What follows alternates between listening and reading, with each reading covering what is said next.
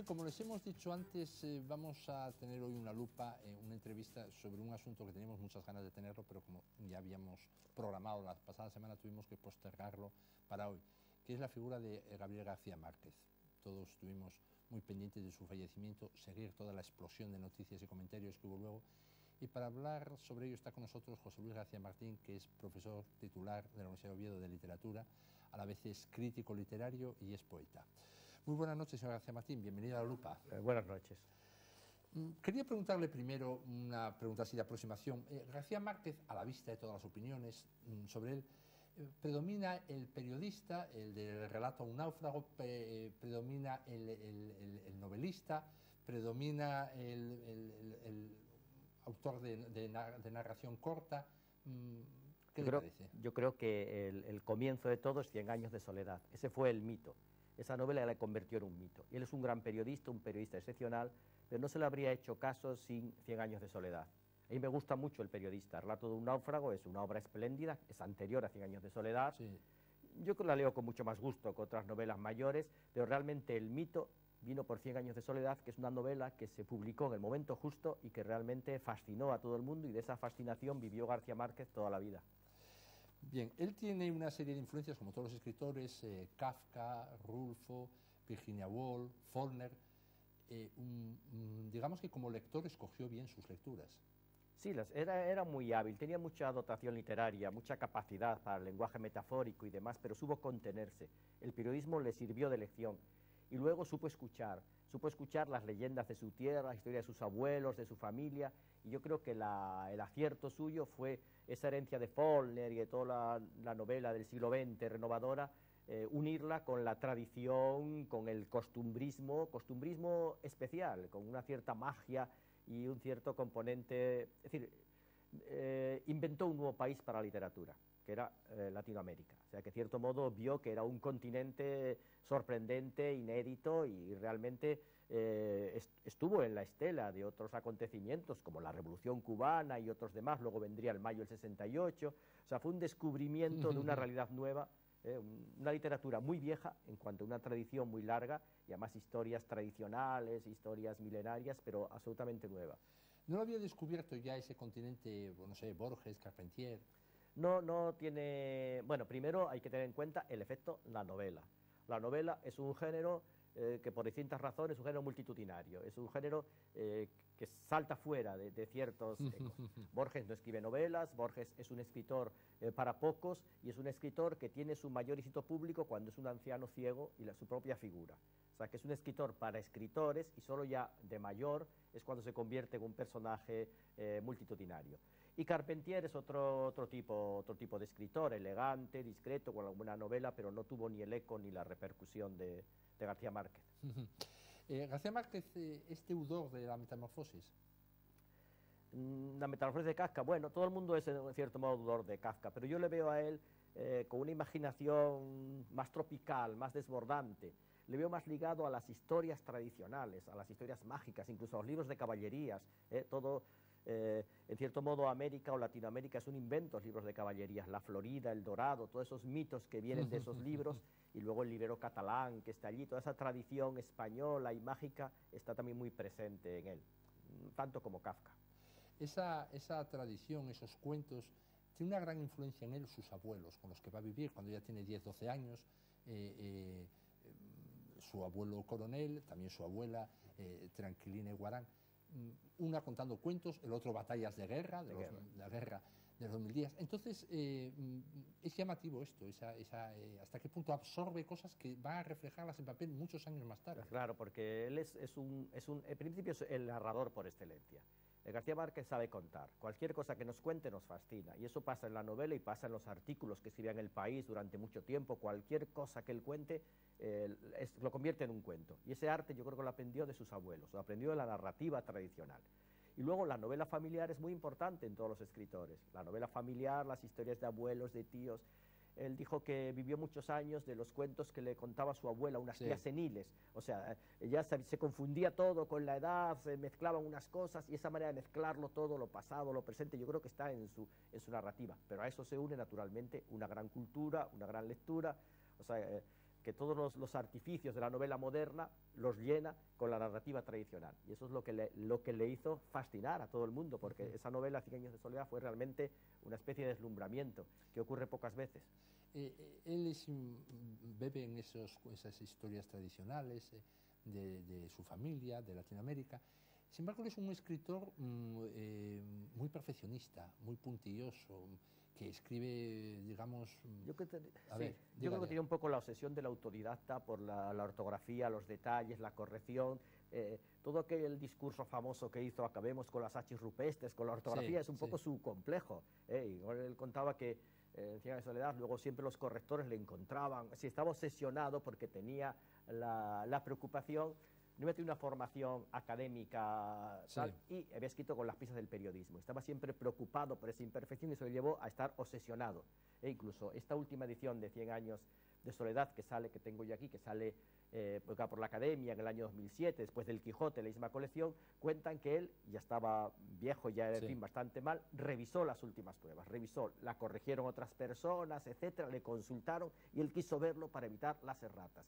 ¿Y qué errores eran esos? En parte el seseo, que no es más que un error ortográfico. Las palabras que ellos pronuncian con S se escriben con Z y es muy fácil que se confundan. Pues se le había escapado alguno y él, en su último momento, a los 80 años, glorioso, procurando quitar esa huella, ese error.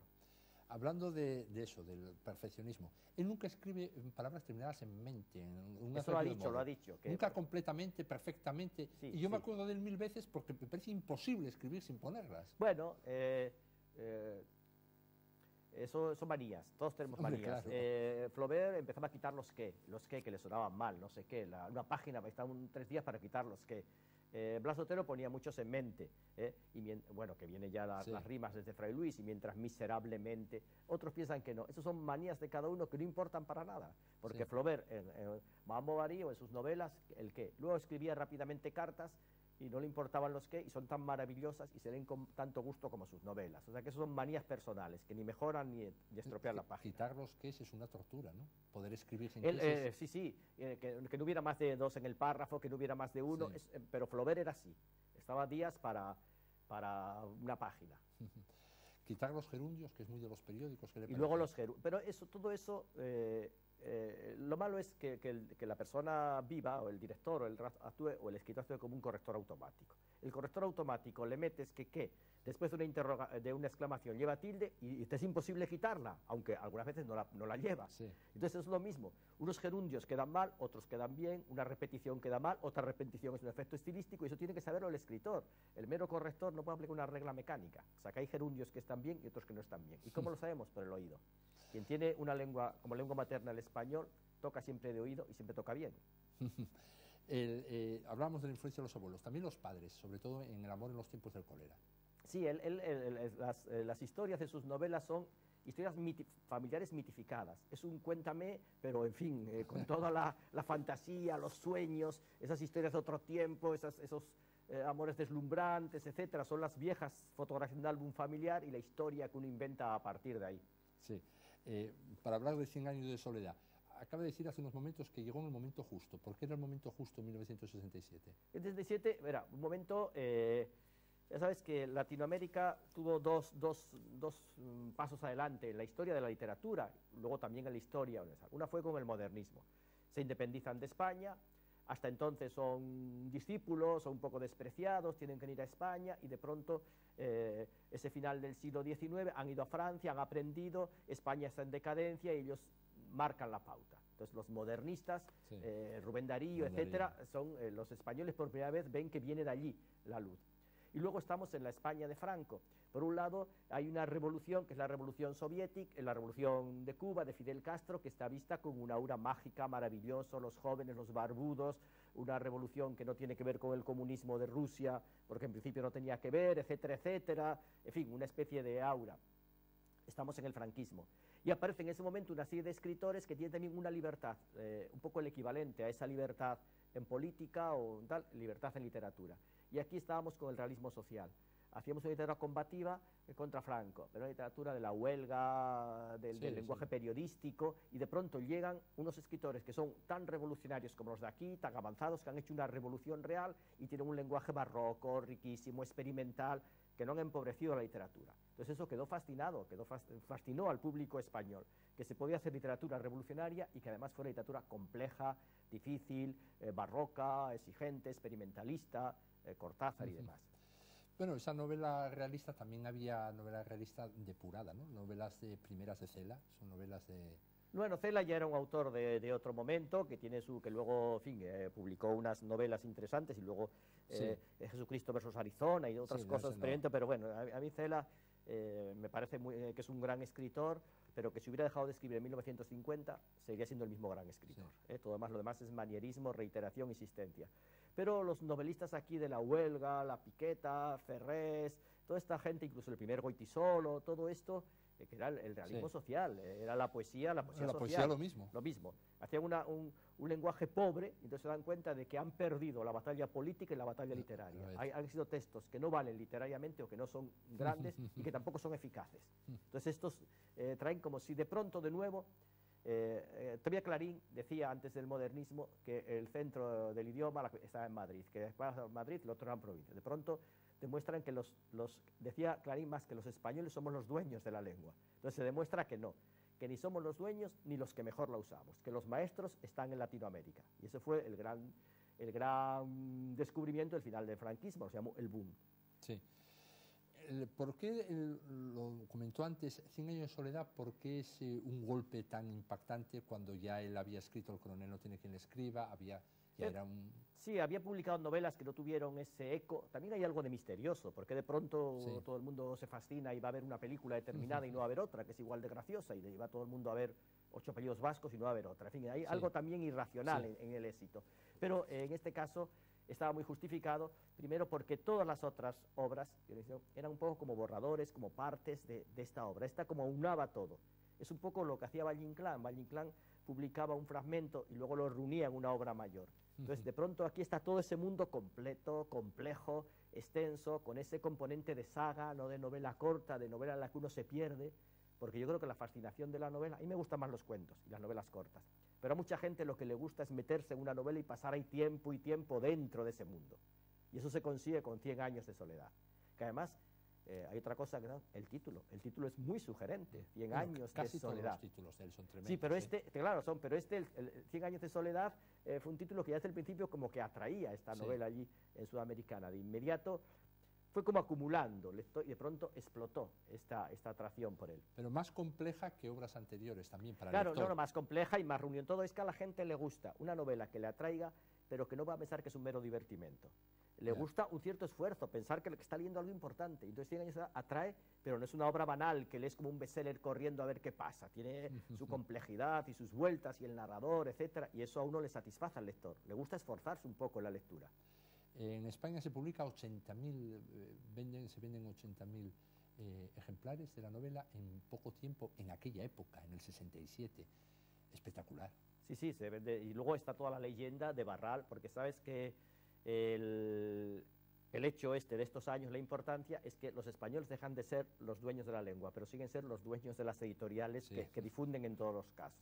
Allí los que publicaban en un país o en otro no se conocían entre sí. Entonces había que triunfar aquí en España, en Barcelona, para el éxito en todo el mundo de habla española. Entonces esa capital era Barcelona. Y parece que esta novela, según la leyenda, la tuvo Carlos Barral, Seix Barral, y no la quiso publicar.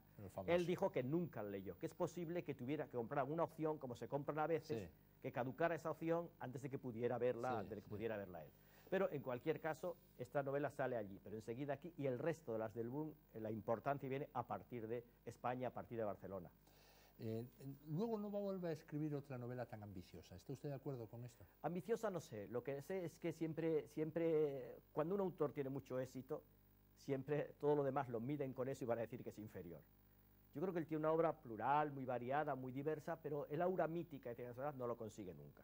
Pero obras muy atractivas, muy demás, pero el aura esa especie de abarcar un mundo, todo su mundo, no lo consigue como esa.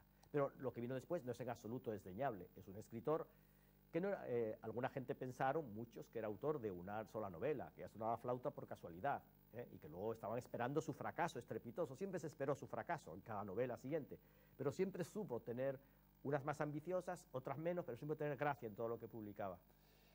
8 años después publica exactamente, el Otoño del Patriarca.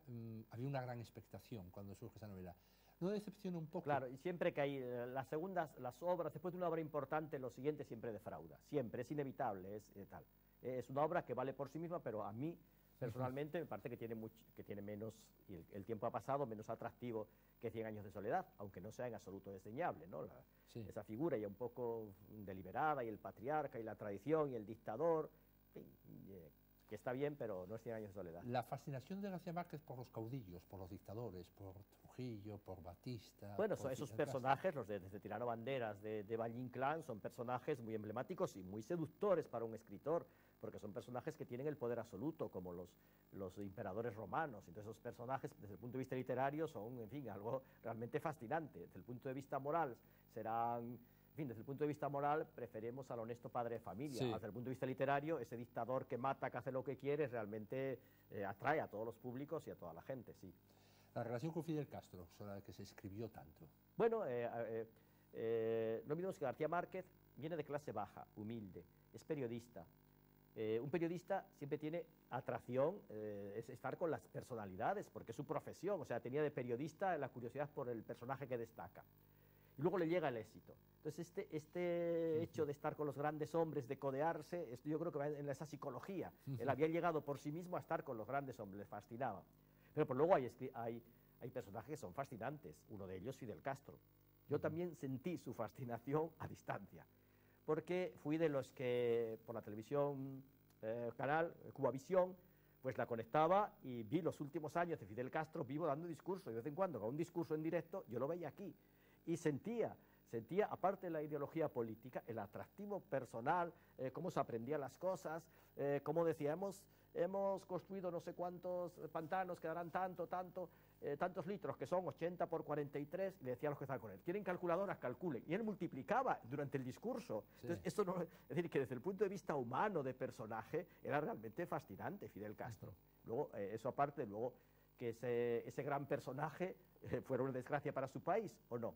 Pero como personaje era atractivo. O sea, que si hubiera tenido ocasión yo de hablar con Fidel Castro, encantado. Sí, sin duda los años 60, así 70, pero incluso los años 80, cuando ya digamos que los aspectos negativos del régimen de Castro son más claros, cuando deja de llegar la ayuda rusa y entonces se ve más la pobreza hacia el 86, 87, García Márquez es fiel siempre mantiene ese... Bueno, García Márquez tiene algo que tiene mucha gente, en cierto modo, que es ser fiel a sus amigos. Que una cosa es la política y otra cosa es la fidelidad a la persona. Y luego que Cuba se ve de distintas maneras, porque en cierto modo la propaganda de un lado y de otro no vemos objetivamente. Entonces, lo que uno ve es como consecuencia de Fidel Castro, otros lo ven como consecuencia de un embargo, etcétera, y que ayudar al pobre pueblo que pasa hambre, no sé qué. ¿Entiendes lo que quiero decir? Que las cosas se pueden ver de distinta manera. Y él tiene una ideología más o menos de izquierda y lo veía así. Como lo vio mucha gente hasta tiempos más o menos recientes, ¿no? De todas formas, él, pese a todo esto que estamos hablando, está encantado con reyes, con jefes de Estado de cualquier tipo de ideología. Él está encantado. Bueno, en fin... El encantado, es decir, Bill Clinton o Reyes le invitan a un sitio. Y luego, ¿quién de nosotros, si nos invita, no vas encantado? Pero él no está cohibido, precisamente. No sé, que no he estado allí, porque está tímido. Lo que pasa es que hay una especie de cuando un personaje se va convirtiendo en mítico, tiene un aura que hace que no es que él se acerque a los políticos se acercan a él. Sin duda. Se acercan, porque da un lustre, entonces se acercan, pero va a decirles que no. Entonces tiene esta, y luego lo que le gustaba mucho, y lo ha escrito alguna vez, eso también yo le comprendo de personaje con cierta vocación, de hacer trabajos secretos de alta política, de llevar un mensaje a otro, de la política, esas cosas que para un escritor son como el espionaje y demás, son maravillosos. Y Omar Torrijos y el otro, y ayudar y a organizar un encuentro, en fin, eso le comprendo perfectamente. Aquí quería todos los años verse una vez con Suárez, Aznar no tiene ningún eso lo leí en el Cebrián, lo contó, con Suárez y tal. Bueno, si yo pudiera, yo no voy a decir nada malo de él, yo soy igual que él. Si a mí me dicen, bueno, puedes encontrarte y hablar un rato en privado con el Papa Francisco, pues qué maravilla. Yo le diría, y yo no soy nada católico y tal, pero un personaje importante que influye tanto en el mundo, me gustaría ver sus cosas. O un montón de otros personajes. Tiene que decir que eso, yo creo que no podemos criticarle algo que él tenía pasión y nosotros no. porque si la tuviéramos, Sí. la habríamos utilizado. Bueno, por fin recala en España, recala en Barcelona, que decía antes, ¿era inevitable pasar por Barcelona, parar en Barcelona para él? Era inevitable para en Barcelona para el éxito mundial, para consolidar su éxito. No valía París. Bueno, era la lengua española, las lenguas siguen siendo importantes. La lengua española, la edición en lengua española, luego se traduce a otras lenguas, pero en principio el éxito tiene que estar en español y es un escritor, en cierto modo, muy de ese ámbito muy peculiar, Sí. aunque luego sea universal. Entonces allí estaba las editoriales, estaba Carmen Balcells, estaban, en fin, la edición moderna, quien le catapulta a ser una máquina de hacer dinero, que es lo que se convierte García Márquez. Una máquina de hacer dinero, cualquier libro suyo, esperado, cualquier colaboración, y para eso hace falta un equipo, unos agentes literarios que no existían más que en Barcelona. O sea, que esa combinación de Carmen Balcells como agente y para él y para otros, que Para estuviera otros y Barral para de editor, también Barral, ayuda. también en este caso, otras cosas. Barral, yo creo que desde el punto de vista más de descubrir poetas y gente nueva, que lo de hacer dinero era Carmen Balcells, convertirlos en estrellas mundiales era Carmen Balcells. Y bueno, lo de Vargas Llosa, la historia maravillosa es que Carmen Balcells, entonces pensamos que es una figura que piensa ganar solo dinero, no, le ve que vale mucho, le paga un sueldo para que siga a escribir y no pierda el tiempo con otras cosas. Sí, sí. Le beca porque él ve ya con su ojo que este es una máquina de hacer dinero, que es un gran escritor y que vale la pena invertir en él. O sea, que ella tenía ojo para sacar a los grandes escritores, apoyarlos, y luego ya se convirtieron en lo que fueron. Había entonces una especial sensibilidad en España hacia esos escritores nacientes de Latinoamérica. Lo digo por los premios, Biblioteca Breve. Lo pronto que premian a Vargas Llosa, que hablábamos Sí. antes, a Cabrera Infante, a Carlos Fuentes. Bueno, hubo en Barcelona estaba Barral, estaba Gil de Viedma, estaba Ferraté, estaba una serie de gentes que quieren renovar. España es bien el franquismo, pero ya del franquismo se sale primero por algún sitio, pero no se sale por Barcelona, que ya tienen otra sensibilidad diferente, más europea, más de otro tipo, como siempre Cataluña un poco distinta. Entonces, en ese momento, la lengua española desprecia en Madrid. Desprecian a los escritores Delibes, Cela, un poco lo asocian todo a lo carpetobetónico, lo hispano, lo rancio, la berza, los poetas y todos, desprecian a todo esto, a Celaya, todas estas cosas. Tal. Entonces, la novedad viene Octavio Paz, los modernos, los que están al tanto de la cultura, son los latinoamericanos, son los maestros, y los que apoyan, y los jóvenes son estos, no otros. Por cierto, que eso de la berza y lo carpetobetónico lo hacen también novelistas jóvenes en España, de la generación de Muñoz Molina, con Cela y con... Entonces esa sensibilidad de rechazo de la literatura de posguerra aparece en los poetas, en los escritores españoles jóvenes, son los novísimos. Los novísimos son los coetáneos del boom, los que admiran al boom. Sobre Cortázar, el primero que escribe en España, creo que es Jean Ferré, en Ínsula. O sea, los primeros que leen, y a Octavio Paz, y a Cortázar, y a todos estos, y a Lezama Lima, son los novísimos. Vamos a hablar luego de ellos un momento. ¿Barcelona se puede decir que es la capital de la lengua española en ese momento? Es de la edición en lengua española, en lengua española. Que eso es una cosa que en buena parte sigue siendo en la edición, y que es algo independiente, eso no tiene nada que ver con el catalán o no catalán, en fin, es otra cosa. La industria editorial se hace en un sitio, se distribuye por todo el país, y tiene una tradición editorial grande Barcelona, que yo creo que va a continuar. Nos acaba de nombrar, ¿qué relación tienen todos estos novelistas sudamericanos que están aquí, que están en Barcelona, con los novísimos, que es un fenómeno que surge casi a la vez, de la antología famosa es de 1970? Sí. ¿Qué relación hay entre unos Bueno, y otros? hace poco publica el otro día Félix de Azúa un artículo muy bonito sobre García Márquez, muy lírico. Conozco y cuenta que conocía. cómo le conoció, claro, sí. ¿Y cómo le conoció? Él era un joven de 20 años o 20 y pocos años que trabajaba en Seix Barral y le va a llevarle pruebas de un libro suyo a su casa. Y está oyendo un cuarteto. Un cuarteto y pasa. Entonces vemos cómo le conocieron. Estaban ligados a los medios editoriales. Surge ahí todo eso. Castellet, todos ligados a esas editoriales. Y entonces es la relación de unos y otros. Y es fluida y positiva la relación entre Es admiración, de gran admiración. Estos poetas son más jóvenes y entonces admiran, porque los del boom, al ser novelistas y demás, lo que tienen es que un poeta tiene éxito y vende 100 ejemplares. Estos tienen éxito y venden muchísimo y se hacen ricos, y entonces ya son otro tipo de escritor, en fin, más aplaudidos. Como hablamos varias veces, nombramos a Vargas Llosa, no queda otro remedio que nombrar. El puñetazo más famoso de la historia no lo dio Cassius Clay ni Foreman, sino lo dio Vargas Llosa a García Márquez. ¿Qué le parece todo lo que se escribió de aquello? Bueno, yo creo que Vargas Llosa escribió un libro una de las primeras obras fundamentales críticas a García Márquez, que lo aspiraba mucho. Luego hubo disensiones personales Pero bueno, luego hay que respetar esas historias porque en ese momento había una convivencia un poco incestuosa, un poco familiar, de comer juntos, etcétera, y las estrellas se repelen. Es decir, escritores muy importantes, los escritores jóvenes confraternizan, en cuanto son se rechazan. Entonces, más pronto o más tarde tenía que haber una separación entre unos y otros, por razones políticas, personales. Ahí probablemente ocurrió algún acontecimiento que luego ya se separaron y siguieron caminos distintos. Pero en fin, yo creo que de manera elegante, el caso de uno quiso hablar más, de manera elegante Vargas Llosa, que dice que no iba a hablar de eso y no iba a hablar de ello, porque otro escritor pues iría a un plato de televisión a contar, sí, he escrito esto o lo otro, hombre. Pero ninguno de los dos habló de ello, porque nunca. decidieron no hablarlo y fueron dos caballeros, eran de otra época. Y no necesitaban ganar dinero contándolo, que otra gente lo necesita. Como ya lo que estamos hablando son escritores famosos, El amor en los tiempos del cólera, esto que al parecer en un momento determinado García Márquez cree que está escribiendo algo que va a ser como el Quijote de famoso. Sí. Vamos a ver, ¿le parece una gran obra El amor en los tiempos Yo del la cólera? leí, me parecía atractiva, pero no volví a leerla. Quiere decir que no es una de esas obras, bueno, digamos el Quijote o estas cosas que de vez en cuando vuelves, o Galdós, etcétera. Es una que lees, que no te defrauda, pero no tengo especial interés en volver a leerla. Sé que a mucha gente le ha gustado, que tiene algo de melodrama, etcétera, y que tiene mucho éxito popular. Pero, en fin, yo no puedo ser experto, pero no es de mis obras favoritas. ¿Pero no le parece incluso decepcionante? Decepcionante, todo depende del listón que uno tenga de expectativas. Entonces, las obras yo creo que no hay que hacer una expectativa de que va a ser una obra maestra, ver lo que nos ofrece esa obra, y es una obra seductora y atractiva. Pero si estamos comparando con 100 años de soledad, yo creo que todo es un poco decepcionante, y no digamos la última novelita de estas cosas. Del 2002. Sí. Sin embargo, le voy a poner otra referencia posterior, sin duda, a 100 años de soledad, casi 15 años posterior, anterior al amor a los tiempos del cólera.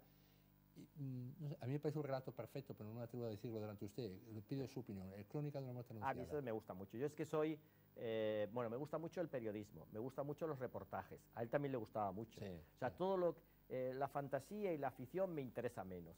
A él el éxito se lo dio la ficción, pero lo que sabía era contar, un tipo de literatura tipo A Sangre Fría, de Capote, etcétera, inspirada en hechos reales, eso lo hacía perfectamente. Y a mí una obra como Crónica de una muerte anunciada, breve, intensa, con esa componente de tragedia clásica. Sabemos el final, pero estamos angustiados de cómo va a ser ese final. Me parece una obra perfecta. Me parece una obra perfecta. Y luego está inspirado en un crimen real, que tiene mucho de reportaje, pero bien contado, me parece... Y esa, digamos, ese concepto que trabaja de la predestinación, de que está sí, predestinado. Es eso, claro, que eso ya viene... Griego. Las tragedias clásicas. Y a mí lo mejor de la literatura es cuando coges un mito clásico, un mito de siempre, y lo envuelves en ropajes contemporáneos, totalmente contemporáneo. Es ese cuento que cita él siempre, cuando habla de su primer éxito periodístico, el de un joven jardinero dijo a su príncipe, príncipe, préstame tus caballos, he visto a la muerte y la muerte me ha hecho una amenaza. Esta tarde quisiera estar en Ispahan. Luego el príncipe se encuentra a la muerte, le pregunta que por qué ha amenazado a su jardinero, y ella le dice que no fue un gesto de amenaza, sino de sorpresa, porque me lo encontré aquí esta mañana y esta tarde tengo que encontrármelo en Ispahan. Bueno, ese cuento de siempre, que él dice que le valió para su primer gran crónica. Le mandaron a ver un derrumbe que había habido, a contar un derrumbe que había matado a mucha gente en un pueblo, y él había contado a todo el mundo, no sabía qué decir, y se enteró por el taxista que la verdad murieron en el segundo derrumbe, que hubo uno que no murió nadie. Llegaron mucha gente a ver, y en ese momento vino el segundo y murieron todos, que es lo del cuento este. Él es no sé si como periodista, es maestro en los títulos y maestro en la forma de iniciar las primeras frases de las novelas. Es como para, no sé, como la entradilla de un periódico, para que le quede grabada. Él era un periodista y sabe que el periodista es algo despreciado, que no hay que leerlo, que no es algo que te dan en la escuela, que dice que Quijote obliga a todo y tal, que tienes que gastar al lector. Y al lector se le engancha con el título y luego con el comienzo. Si el comienzo lo aburre, no sigue leyendo. En cambio, una obra obligada en clase, lectura obligatoria, pues es que leerla sin más. Entonces, esas artes del periodista, ese pensar que tiene que seducir al lector, lo conservó siempre. Estamos hablando de Barcelona. ¿En qué quedó el boom latinoamericano? Bueno, todo evolucionó, como sabemos, esas Karen Balcel y Barral y demás acertaron, esos jóvenes que prometían, no se les, en fin, llegaron a ser las figuras centrales de la lengua española, la mayor parte de ellos, algunos quedaron un poco más abajo como José Donoso, pero nunca se dieron tantos novelistas tan importantes, tampoco espacio, o sea que realmente ese boom no fue un bluff, fue algo verdadero. Y luego, claro, tuvo un efecto negativo para sus países porque aplastó un poco al resto de los... Tardaron mucho en salir otros escritores de Colombia, de Argentina, Sí. porque estaban un poco aplastados, todo el mundo los comparaba y defraudaban comparados con estos maestros.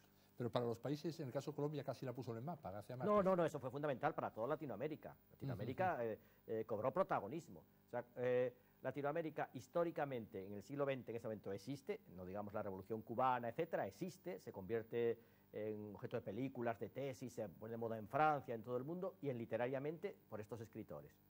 Ya no es una cosa indigenista, curiosa para la gente que estudia literatura hispana, sino para todo el mundo. Los novelistas mundiales, cualquier colección de la novela del siglo XX en cualquier país, tienen que aparecer los latinoamericanos. Estamos fuera de tiempo, pero quería preguntarle, muerto García Márquez, ¿cómo ve que va a ser su figura? ¿Qué influencia va a tener en Bueno, los... a mí estos artículos me parecen de nevera.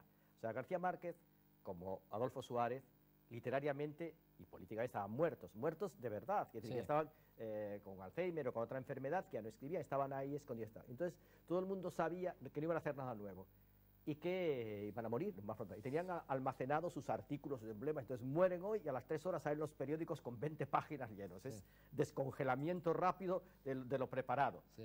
Y eso, el riesgo es que aburra, que canse, que toda esta gloria inmediata al fallecimiento sea como una losa, sea como la losa de Franco, el Valle de los Caídos, que aplaste al escritor. Y que llega un momento que es inevitable, pasó con Cela, que la gente esté cansada, que sus libros... Yo creo que los libros de García Márquez durante unos años van a estar mucho en las librerías de Viejo y de Saldo. Se ha tirado mucho y va a quedar mucho por ahí.